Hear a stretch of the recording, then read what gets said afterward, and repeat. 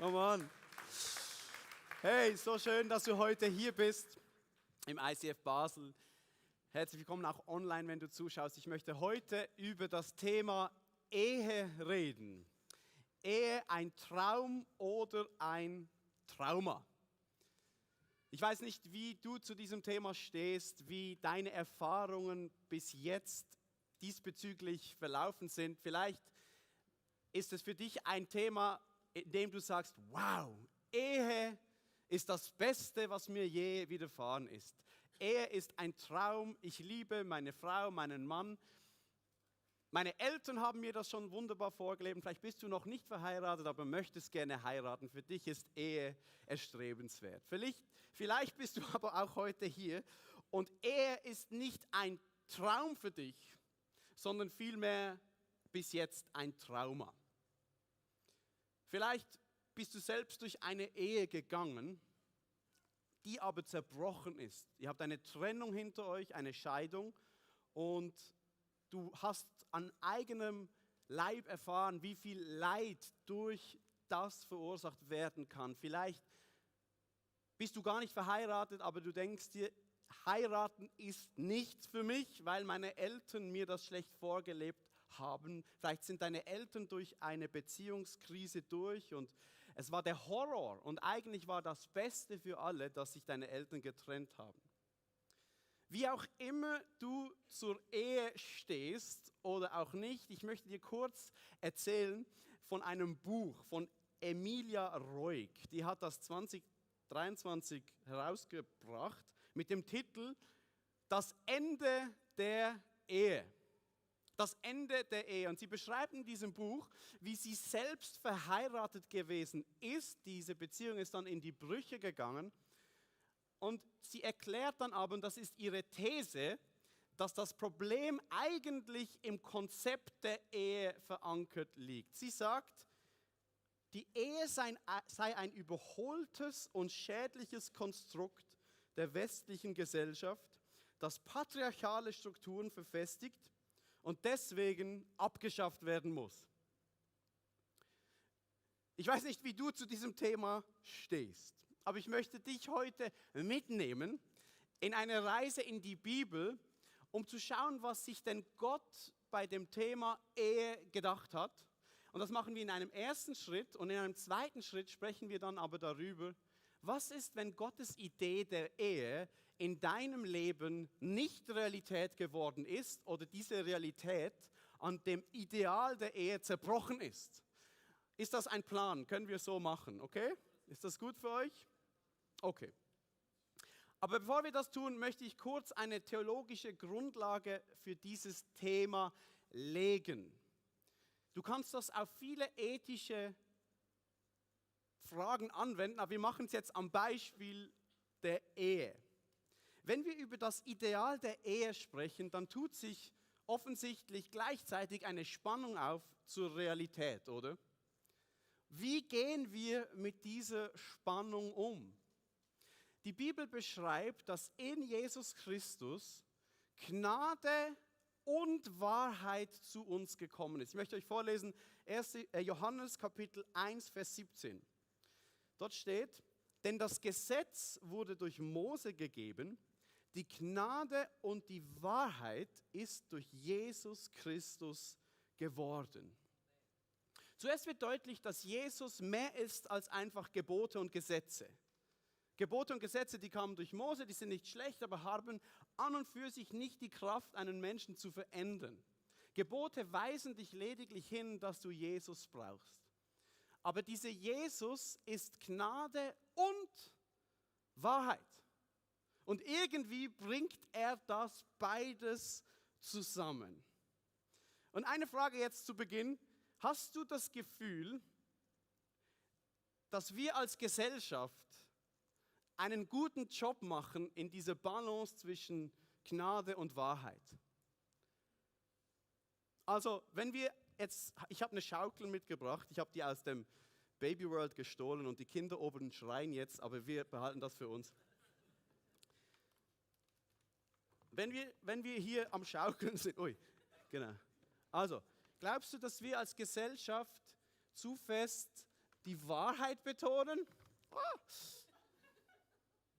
Oder glaubst du, dass wir zu sehr bei der Gnade sind? Wie machen wir das als Kirche? Machen wir es gut oder auch gut? Wie gut machen wir das? Und das Interessante ist, wir betonen die Gnade. Wo ist die Gnade? Hinten. Wir betonen die Gnade, weil wir der Lebensrealität von Menschen gerecht werden wollen. Oder? Wir möchten, dass die Menschen, so wie sie sind, einen Weg finden können und aufblühen. Aber was oft geschieht, ist, dass wir die Gnade betonen auf Kosten der Wahrheit. Und wir beginnen, Dinge zu relativieren. Ich mache es jetzt mal am Beispiel der Ehe fest. Wir sagen, na, die Ehe, das ist keine göttliche Idee. Das ist ein menschliches Konstrukt des Kapitalismus, das patriarchale Systeme verfestigt und so weiter, wie Emilia Roig. Und wir sagen, ja, nein, ist auch nicht lebenslang gemeint, die Ehe. Das soll jeder machen, wie es für ihn stimmt. Oder? Und der Impuls dahinter ist gar nicht falsch. Der ist Jesus gemäß. Jesus ist Gnade. Wo wären wir als Gesellschaft und als Kirche, wenn Gnade nicht mehr hier wäre? Wir brauchen Gnade, wir brauchen Erbarmen, wir brauchen Kompromisse, wir brauchen diesen Jesus, der mit uns einen zweiten, dritten, vierten Weg geht und so weiter, oder? Aber das Problem ist, oder die Gefahr, sage ich mal, dass wir die Gnade betonen auf Kosten der Wahrheit und in eine Beliebigkeit abdriften und in einen Relativismus, bei dem nicht mehr klar ist, was gilt überhaupt. Oder? Und das Absurde daran ist, wenn wir keine Wahrheit mehr haben, gibt es auch nichts mehr, woran wir uns orientieren können. Es gibt auch nichts mehr, das zu vergeben wäre. Weil es ist ja gar nichts falsch. Jeder darf so, wie er will, wie es für ihn passt. Deswegen darf man nicht mehr urteilen, man darf nicht mehr sagen, was passt, was stimmt. Es braucht, wenn du die Gnade zu fest betonst, keine Gnade mehr. Auf der anderen Seite betonen wir die Wahrheit, oder? Okay. Wir betonen die Wahrheit, weil wir Ordnung und Sicherheit wollen. Und auch dieser Impuls ist nicht falsch. Gott ist nicht ein Gott der Unordnung, sondern er hat diese Welt gemacht nach Prinzipien. Diese Welt funktioniert, wie sie funktioniert, weil er sie gemacht hat. Und wir betonen die Wahrheit und das Bedürfnis in unserer heutigen Zeit nach Klarheit und Wahrheit nimmt unmissverständlich in unserer Kultur zu. Wir sehnen uns wieder nach Wahrheit und Klarheit und das ist nicht falsch. Der Impuls dahinter ist richtig. Nur die Gefahr ist dann groß, wenn wir die Wahrheit betonen auf Kosten der Gnade und der Liebe Gottes. Und dann werden wir zu Pharisäern, denen das Gebot wichtiger wurde als der Mensch, dem das Gebot gegeben wurde. Und beides hat seine Berechtigung, oder? Beides ist nicht falsch. Und jetzt nochmal meine Frage. Glaubst du, wir schaukeln dieses Ding gut als Kirche und Gesellschaft? Und dann, wir merken, es braucht irgendwie beides und wir suchen eine Balance zu finden und dann machen wir so. Wir machen ein bisschen Wahrheit und ein bisschen Gnade. Oder? Ein bisschen. So wie ein Schweizer das tut, so der Kompromissschweizer, oder? Aber was geschieht? Beide Dinge werden abgeschwächt. Und das Spannende ist, bei Jesus findet sich beides nicht in einer Balance, sondern 100%. Jesus ist 100% gnädig und 100% wahrhaftig. Bei Jesus ist beides vorhanden. Und wir halten diese Spannung fast nicht aus, weil wir sie fast nicht aushalten können, oder? Ich gehe mal hier runter. Eigentlich ist diese Illustration, eigentlich müssten wir jetzt da eine Säge machen und irgendwas anderes bauen, weil beides bei Jesus zu 100% vorkommt. Beides. Und wir müssen verstehen, wie Gott ist. Gott ist zum einen unser Schöpfer. Gott hat diese Welt gemacht. Das heißt, es gibt Ordnungen, es gibt Dinge, die sind, wie sie sind, ob du es gerne hast oder nicht. Aber dann, Gott will nicht nur als Schöpfer erkannt werden von uns, sondern auch als Erlöser. Diese Welt ist gebrochen, diese Welt hat Schuld, diese Welt ist in Not. Sie braucht Gnade, es braucht Kompromisse. Und es ist nicht entweder oder und es ist auch keine Balance, es ist beides voll in Jesus. Okay, das ist die Grundlage jetzt für diese Predigt. Seid ihr noch wach? Okay, also. Ich möchte es noch mal so sagen, vielleicht kann man es auch so auf den Punkt bringen. Das ist eine Herausforderung für dich und mich. Weil man kann eigentlich daraus schließen, dass wenn du jemanden nicht wirklich liebst, dann solltest du die Wahrheit für dich behalten. Wir haben keine Berechtigung, die Wahrheit auszusprechen, wenn wir Menschen nicht lieben. Auf der anderen Seite, wenn du jemanden wirklich liebst, aber ihm die Wahrheit vorenthältst, bist du ein Heuchler. Es ist beides, oder? Und ich löse diese Spannung jetzt nicht auf, aber die ist wichtig für den Rest der Predigt. Okay, also jetzt tauchen wir ein in Gottes Idee von Ehe. Und ich gehe jetzt mit euch in das Alte Testament, in den 2. Schöpfungsbericht, dort, wo Gott die Welt geschaffen hat. Und wir werden sehen, dass die Ehe ein zentraler Aspekt ist in Gottes Schöpfungsordnung. Das ist nicht irgendein kleiner Vers am Rande der Bibel, sondern als Fundament für die Menschheit gedacht. So ist der Mensch, Mann und Frau, geschaffen. 1. Mose 2, Vers 18. Und der Herr, Gott sprach, es ist nicht gut, dass der Mensch allein ist. Ich will ihm eine Hilfe machen, ihm gemäß. Noch bevor irgendwie Sünde in die Welt kam oder irgendetwas falsch gelaufen ist, sagt Gott, es ist nicht gut, wenn der Mensch alleine ist.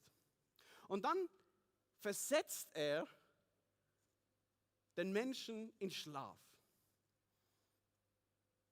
Und aus dem Menschen nimmt er eine Rippe raus, heißt es im Text, wir lesen es gleich, und macht aus dieser Rippe die Frau und führt sie dem Manne zu. Und es ist für mich so interessant, oder Gott schafft die Welt. Licht, Dunkelheit, dann das Land, das Wasser, dann die Tiere. Und du siehst eine Steigerung im Schöpfungsbericht, es wird immer besser. Und dann den Mann und dann ganz am Schluss, als Krone der Schöpfung, die Frau. Oh, genau. Und alle Männer schauen jetzt zu ihrer Frau und sagen Amen. Und jetzt lesen wir, wie er das tut mit dem Tiefschlaf. 1. Mose 2, 21 bis 24. Da ließ der Herr Gott einen Tiefschlaf auf den Menschen fallen und dieser schlief ein. Und er nahm eine von seinen Rippen heraus und schloss die Stelle mit Fleisch. Und der Herr Gott machte aus der Rippe, die er vom Menschen genommen hatte, eine Frau und führte sie dem Menschen zu. Was für eine geheimnisvolle Geschichte. Adam wird eingeschläfert oder ins Koma versetzt. Er wird operiert, seine Rippe wird rausgenommen und Gott bildet eine Frau und Adam hat das Erwachen seines Lebens. Vor ihm steht eine nackte Frau und er sagt sich, wow, das habe ich noch nie gesehen, sowas. Die will ich. Du musst dir vorstellen, vorher führt Gott ihm einen Esel hinzu, eine Ziege, alles behaarte Wesen und Adam darf sie benennen und dann steht vor ihm eine nackte Frau und da denkt sich Halleluja und dann sagt er Folgendes, da sprach der Mensch im nächsten Vers, diese endlich ist von meinem Gebein und meinem Fleisch und Fleisch von meinem Fleisch. Diese soll Frau heißen, denn vom Mann ist sie genommen. Jetzt dieser Satz, der dort verwendet wird, Gebein von meinem Gebein und Fleisch von meinem Fleisch, ist ein Satz, der im hebräischen Kontext oft in Verwendung kommt, wenn ein Bund geschlossen wird zwischen Parteien. Ein Bund, der auf Treue ausgelegt ist. Also man sagt eigentlich quasi, so wie es deinem Gebein und deinem Fleisch ergeht, soll es auch meinem Gebein und meinem Fleisch ergehen. Wir gehören fix zusammen, wir sind verbunden in Treue, lebenslang, ein Bund. Und der Begriff Fleisch steht in der Bibel schon im Alten Testament für die eher Schwachheit des Menschen. Und das Gebein oder die Knochen für das Starke, für das Verlässliche. Und wir kennen das bis heute, wenn zwei Menschen verheiratet werden in der Kirche, dann wird dieser Satz gesagt, in guten wie in schlechten Tagen. Und eigentlich ist das von dieser Stelle herausgenommen. Wir sagen eigentlich in Fleischtagen und in Knochentagen. Wenn ich stark bin, halte ich zu dir und aber auch wenn ich schwach bin. Wenn es dir gut geht, bin ich bei dir, aber auch wenn es dir schlecht geht. In Knochentagen und in Fleischtagen. Du siehst eine Vereinigung, nicht einfach eine Zweckbeziehung oder ein Vertrag, sondern ein heiliger Bund. Und jetzt kommt die Begründung zum ersten Mal, warum es die Ehe gibt. Der nächste Satz lautet folgende. Darum, weil all das geschehen ist mit der Rippe und so weiter, darum verlässt ein Mann seinen Vater und seine Mutter und hängt an seiner Frau und sie werden ein Fleisch. Der Grund, sagt Gott, warum es die Ehe gibt, ist, weil das, was einmal zusammen war, die Rippe und der Mann, getrennt worden ist zu zwei Fleischern und jetzt wieder vereint wird zu einem Fleisch. Und alle Vegetarier denken sich, was ist mit dem Halloumi? Aber es geht nicht um Fleisch, das man essen kann, sondern etwas, was getrennt worden ist, wird wieder zusammengefügt. Und auch hier, diese zwei Wörter, die verwendet werden im Hebräischen für verlassen und für anhängen, sind Bundesbegriffe. Du verlässt das Wort, das hier gebraucht wird, du kündest wie den Bund mit deinem Vater, deiner Mutter und gründest einen neuen Bund, jetzt mit deiner Frau und gehst eine neue Einheit ein. Ein Fleisch bedeutet eine physische, geistliche, soziale und intime Einheit.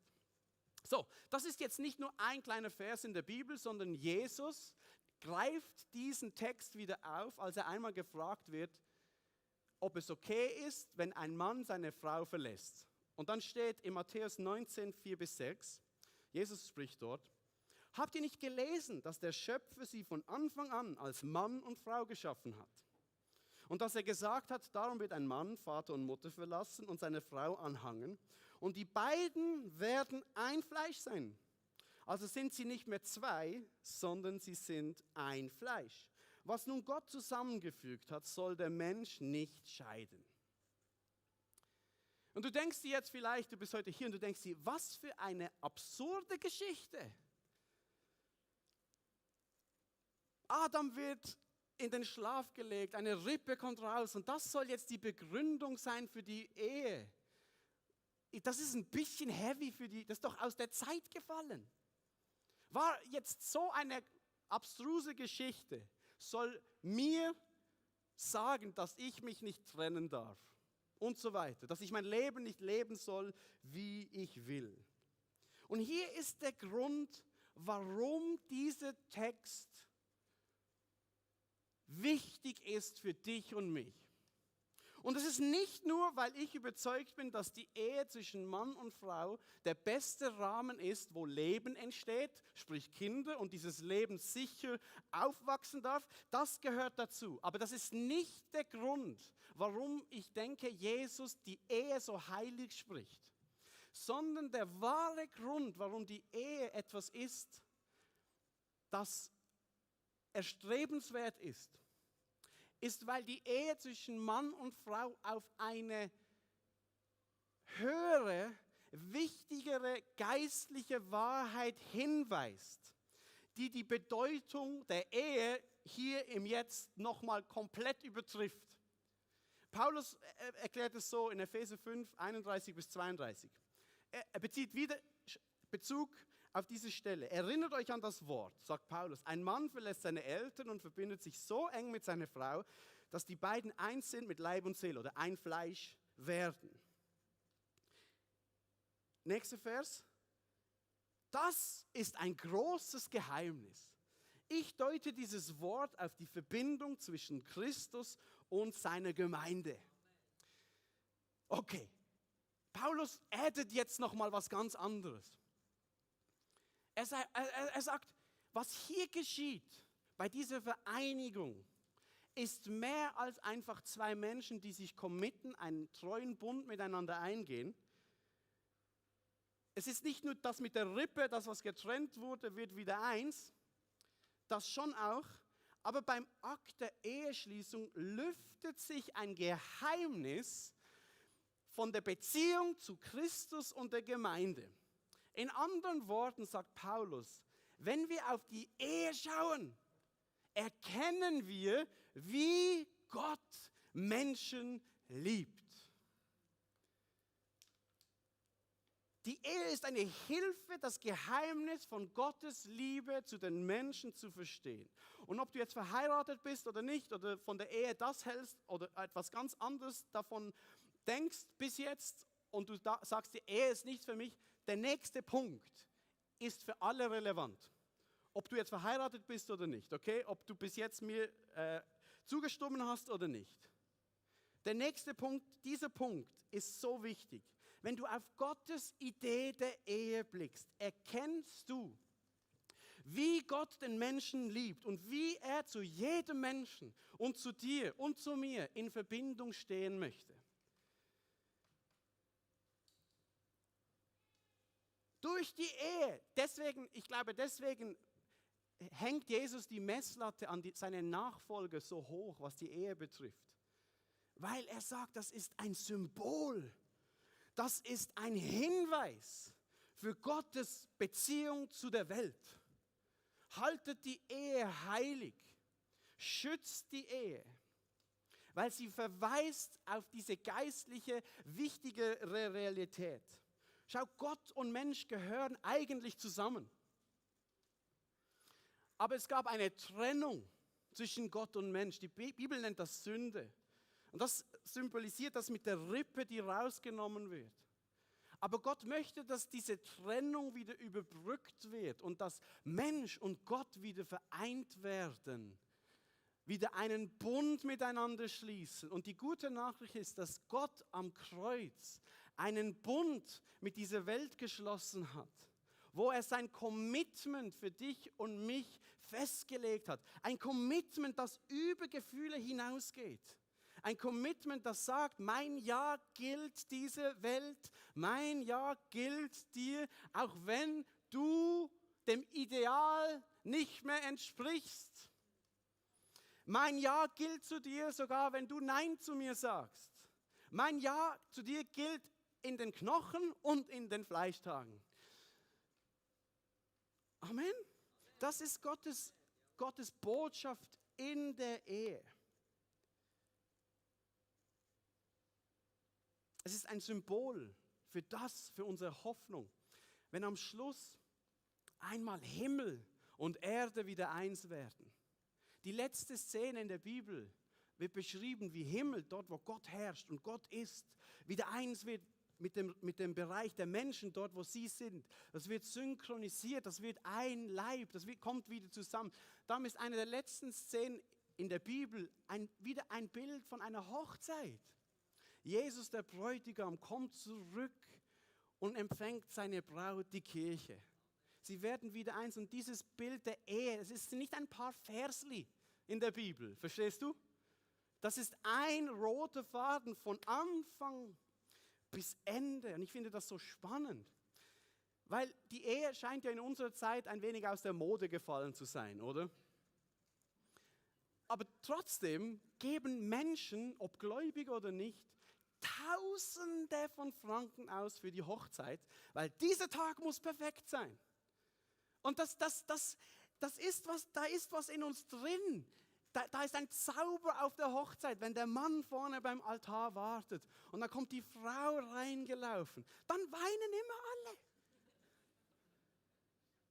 Ich glaube, weil tief in uns drin diese Sehnsucht angelegt ist, in jedem Menschen, nach der Vereinigung mit Gott, nach der bedingungslosen, treuen Liebe Gottes, die Hoffnung auf Erlösung, die Hoffnung, dass Himmel und Erde eins werden. Das ist zutiefst angelegt in uns drin. Das ist die Idee der Ehe und hierin fließt Segen, hierin entsteht Leben. Und jetzt, zum Schluss, komme ich zum zweiten Teil der Predigt. Ja, ich bin schnell, schaut, ich mache es schnell. Was ist, wenn es nicht geklappt hat? Was ist, wenn dein Leben diesem Ideal nicht entspricht? Wenn du das nicht kannst? Oder nie gekonnt hast? Was ist, wenn eure Ehe in die Brüche gegangen ist? Was ist, wenn die Ehetherapie nichts genützt hat? Was ist, wenn der Zerbruch hinter dir liegt und du stehst da und es ist, wie es ist, ideal hin oder her, oder? Ich möchte dir heute zusprechen, wenn das dich betrifft, es gibt Gnade. Es gibt Gnade bei Gott. Und nicht einfach 50%. Nicht einfach 30%, weil du ein bisschen mehr Wahrheit ertragen musst. Sondern 100% Gnade. Es gibt Erbarmen. Es gibt Verständnis. Es gibt einen Gott, der dein Leid kennt und es selbst durchgemacht hat am Kreuz. In Jesus Christus. Es gibt Gnade. Es gibt immer die Möglichkeit, mit Gott einen Weg zu gehen und neu anzufangen. Schau, seine Gnade ist größer, als wir uns das vorstellen können. Seine Gnade ist größer als menschliche Konventionen und Normen. Seine Gnade ist provokant. Seine Gnade nervt alle, die gerne Wahrheit haben. Seine Gnade ist größer, als wir uns vorstellen können. Schau, sein Segen fließt, wenn wir uns an seine Normen halten. Ja, er ist Schöpfer, er hat die Welt so gemacht, die ist so. Er gibt uns die Normen, weil er will, dass wir aufblühen. Dort fließt sein Segen. Aber sein Segen fließt auch dort, wo wir an den Normen gescheitert sind und uns neu diesem Gott hingeben und neu uns ihm ausrichten. Gott ist ein Gott der zweiten Chance. Gott ist ein Gott der Gnade. Und mir fehlen die Worte, das auf den Punkt zu bringen, wie groß seine Gnade ist. Amen. Ich möchte gerne schließen mit einer Geschichte aus dem Neuen Testament, die das auf den Punkt bringt, diese Gnade. Und Wahrheit, es ist beides, aber vor allem die Gnade jetzt zum Schluss. Und das ist der Stammbaum von Jesus. Die ersten Zeilen in der Bibel, im Neuen Testament, werden 46 Namen genannt. Und wir werden jetzt uns nicht die Mühe machen, die alle zu lesen, aber 46 Namen, eine Liste, wer die Vorfahren waren von Jesus. Und ihr kennt die Geschichte, oder am Schluss Josef und Maria, machen ja fast alles richtig, oder? Die haben keinen Sex vor der Ehe, die machen das alle, die sind, und da wird Maria schwanger von einem Engel und so. Das ist ein bisschen eine komische Geschichte, aber dann entsteht der Messias. Jesus Christus kommt in die Welt. Der Segen Gottes kommt in die Welt. Jetzt, wenn du diese Stammbaumliste durchliest, dann fällt dir auf, dass dort 4 Namen stehen, die eigentlich in einer königlichen und göttlichen Stammbaumlinie weggelassen werden.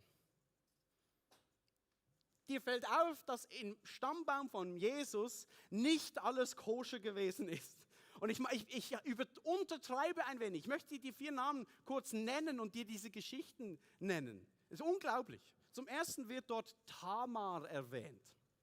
Tamar. Sie ist die Schwiegertochter von Juda, einem der 12 Stämme Israels. Und aus diesem Stamm Juda kommt dann Jesus und David und Jesus und so weiter. Sie ist die Schwiegertochter von Juda. Und dann heißt es in der Bibel, dass sie sich als eine Prostituierte verkleidet und mit Juda, ihrem Schwiegervater, ins Bett geht. Und dann wird sie schwanger und dann entsteht Perez. Das ist ein Vorfahre von Jesus. Oder Rahab, es wird noch schlimmer. Rahab, die verkleidet sich nicht nur als Prostituierte, die ist eine Prostituierte, aber nicht von Israel, sondern von den Kanaiten, einem unheiligen Volk. Und die wird die Mutter von Boas, der dann der Ehemann von Ruth wird. Und Ruth ist eine Moabiterin.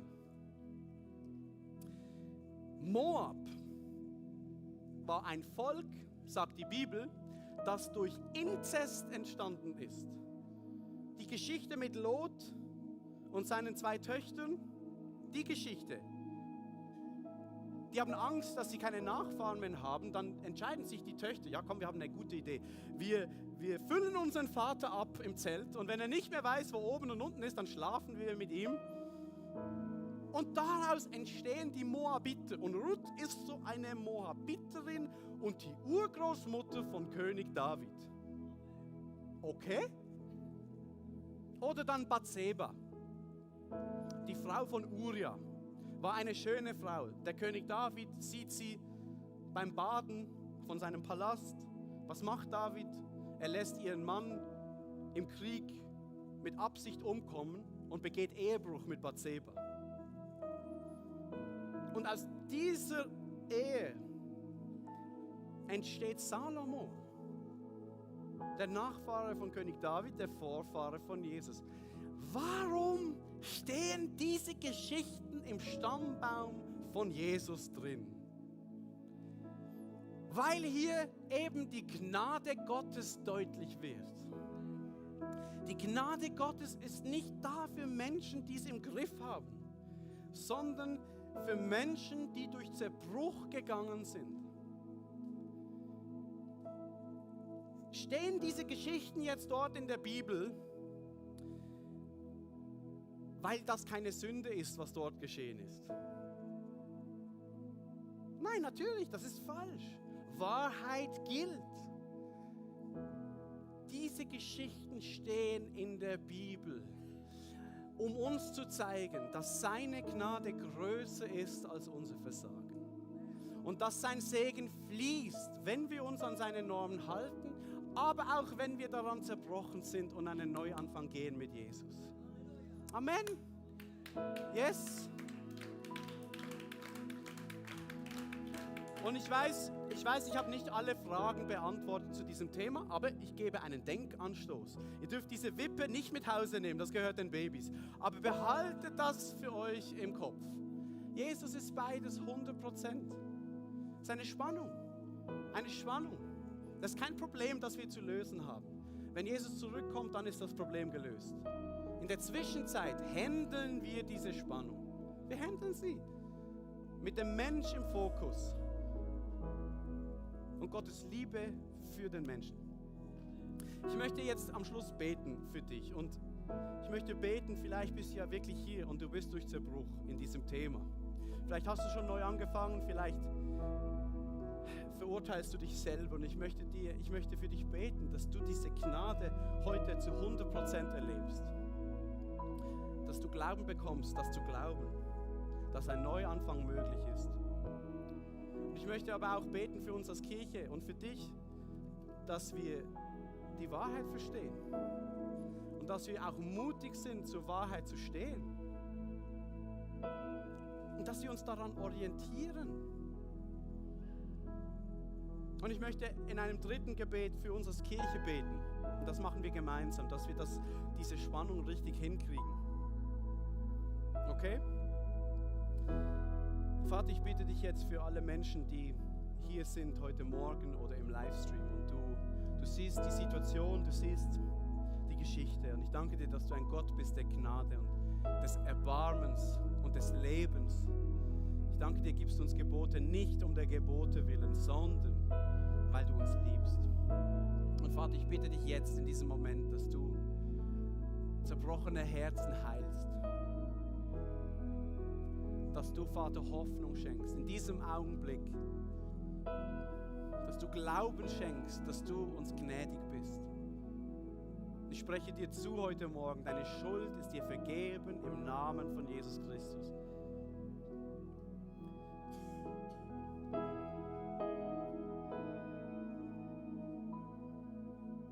In der Bibel wird beschrieben, im Buch der Offenbarung, wie die Gemeinde von Jesus so ein Brautkleid bekommt, ein weißes Kleid.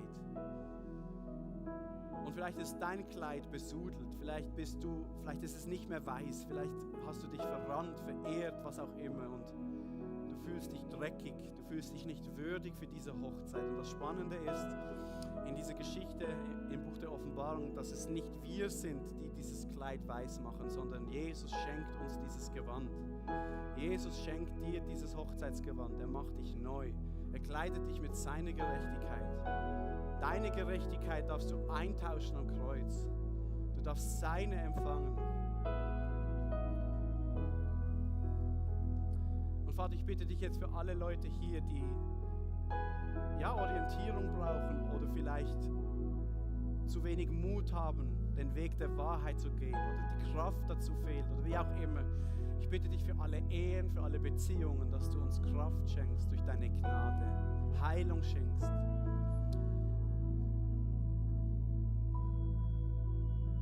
Dass du uns in unserem Fleisch einen Rückgrat schenkst mit Knochen, dass wir durch deinen Geist stark sein dürfen.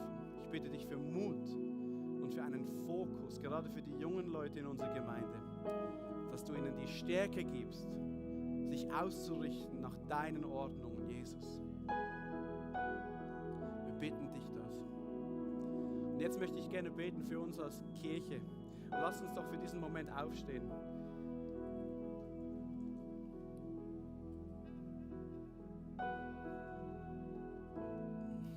Vater, ich bitte dich jetzt, oder wir bitten dich, dass du uns Gelingen schenkst, mit dieser irrationalen Spannung gut umzugehen. Vater, wir brauchen deine Weisheit, wir brauchen deine Liebe, wir brauchen deine Gnade, wir brauchen deine Wahrheit. Bewahr uns davor, kalt zu werden, gesetzlich zu werden, lieblos zu werden. Aber Vater, bewahr uns auch davor, beliebig zu sein, ängstlich zu sein. Bewahr uns davor, wenn wir auf unseren Mund sitzen, weil uns das Ansehen beim Menschen wichtiger ist als das Ansehen bei dir. Schenk uns eine gesunde Gottesfurcht. Erfülle uns mit deiner Gegenwart, mit deiner Heiligkeit und mit deiner Gnade. Nur du kannst das tun, Vater. Ich bitte dich das. Wir beten das im Namen von Jesus. Amen. Amen. Amen.